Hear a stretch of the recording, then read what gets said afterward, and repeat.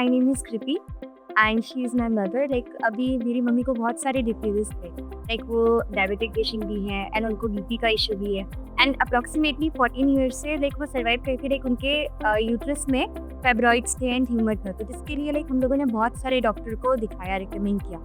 Like लोगों ने recommend किया, हम लोग विज़िट किए, बट प्रॉब्लम ये था कि हर कोई डॉक्टर लाइक डिनाई कर रहा था कि उनको ऑपरेट के लिए नहीं रहेगा, उनको आगे जाके प्रॉब्लम हो जाएगा, क्रिटिकल कंडीशन है ना। फिर लाइक उनको ऐसा भी था कि ब्लीडिंग इशू बहुत ज़्यादा रहता है। लाइक पीरियड्स के टाइम पे ब्लीडिंग बहुत ज़्यादा होती थी, पेन बहुत होता था। तो जैसे हमारे कुछ रिलेटिव वगैरह भी हैं, तो उन्होंने सजेस्ट किया कि एक बार ग्रेपेगिरा हॉस्पिटल ही विज़िट करो। वहाँ पे बहुत अच्छे-अच्छे गायनेकोलॉजिस्ट हैं एंड मे बी शायद यहाँ पे कुछ हो। तो आफ्टर दैट और टेस्ट वगैरह हुए, बायोप्सी वगैरह हुआ। तो हम लोगों ने लाइक यहाँ पे तो दिखा ही रहे थे, साथ ही साथ और भी डॉक्टर के पास गए, उनको भी दिखाया।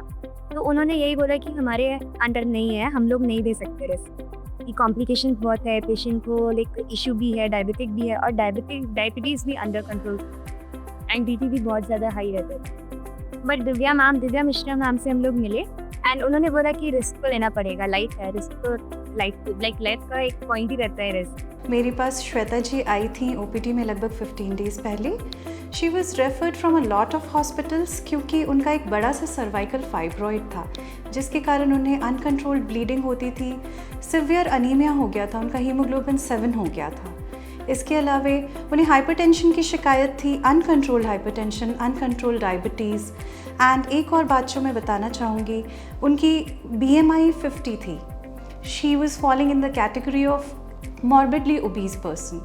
सो मॉर्बिड ओबेसिटी एक अलग से इंडिपेंडेंटली बहुत ही हाई रिस्क फैक्टर होता है किसी भी प्रोसीजर के लिए, किसी भी सर्जरी के लिए।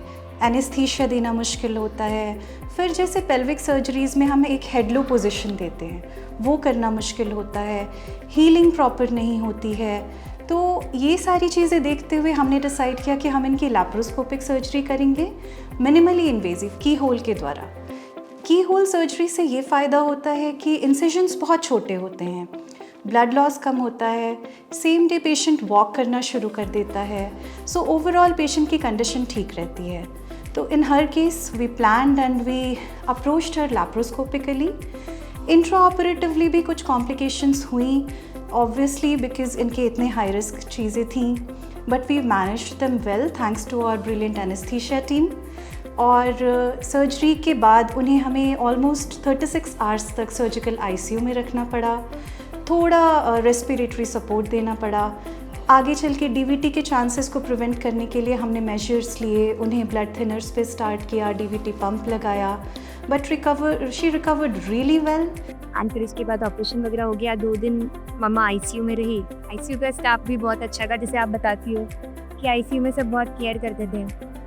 तो ओवरऑल जो एक्सपीरियंस था वो बहुत अच्छा था एंड नाउ मम्मी एकदम फिट है, परफेक्ट। 5 डेज के अंदर अंदर आज ये है कि एक स्टाफ भी बहुत अच्छा है। डॉक्टर का तो नहीं, मैं तो रिकमेंड करूँगी कि अगर कभी भी किसी भी गाइन को दिखाना है तो Divya Mishra ma'am, doctor Divya Mishra is the best. आप उन्हीं के पास विजिट ज़रूर करिए।